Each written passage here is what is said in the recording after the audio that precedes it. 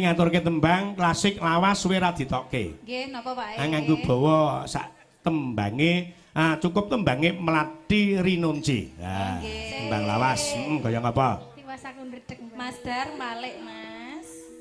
Dadi iki kudu gemati karo barang lawas aja lek entuk sing anyar sing lawas njur dilalekke iki aja. Niku manuk manyar sesuai dawa. Terus entuk sing anyar lali sing tuwa. Mergo lumadine sing anyar ki mergo anane sing tuwa kuwi. Diarani barang anyar ki mergo ana sing lawas. Nggih, Pak. Kok kala mangsa sing lawas ki regane ya larang. Napa nggih to? Lha iya pedah ki sing lawas-lawas ya larang. Oh nggih, nggih. Unik barang antik nggih, Pak. Iya. Nggih. Ya, coba. Kang katulu. Ya.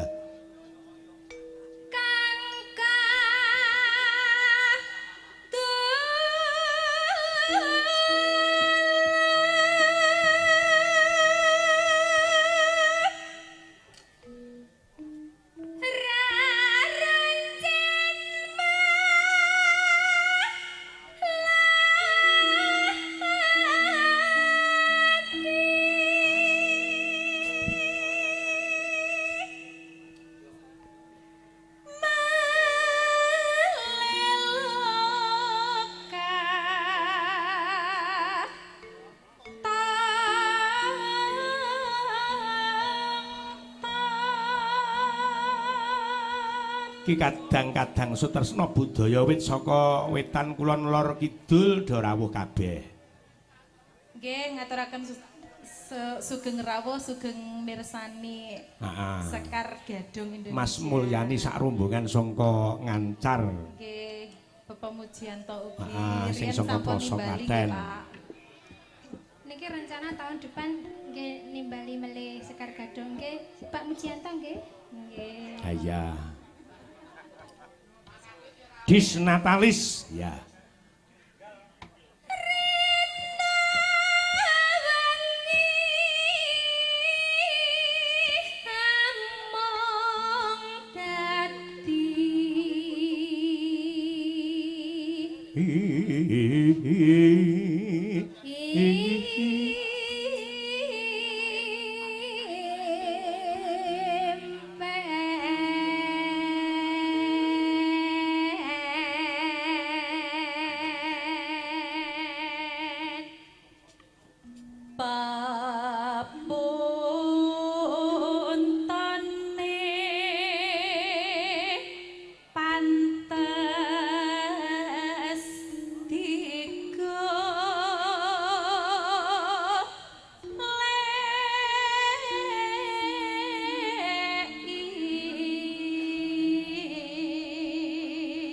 Sing apik ki ana kene iki.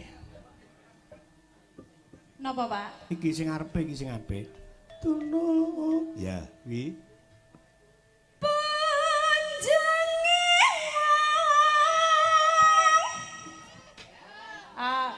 Tunu kok iso punjung ki lho. Sampe iki ora manis lho. Piye? Ireng.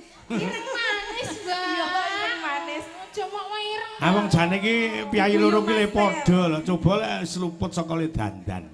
Jale sesuk gawe rok kaya sore mang. Coba le klawu kabeh. Ya malah klawu nek adewe gawe kaya ngono. Terus baute ketok. Apa? Baut, Pak. Niki nek dibuka jarian iki baut tok lho, Pak. Waduh. Mboten percaya jenengan. Enggak. Jenengan buka napa pripun, Pak? Aku ki lek buka ki gelem-gelem ngesake le gender kuwi kok. Lah ya sinden kok gampang mentawa lho iki. Aja kaya ngono kuwi. Aku kan wanita apa jenenge dermawan. Oh, dermahan apa murahan? Dermawan, Mbak, dermawan. Aduh.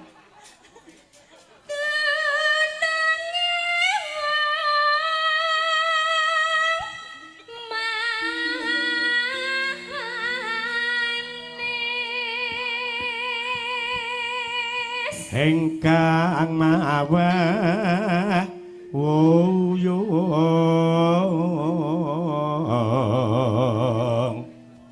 Ya, kaya ngapa? Tembange diaturke dados Lakai wis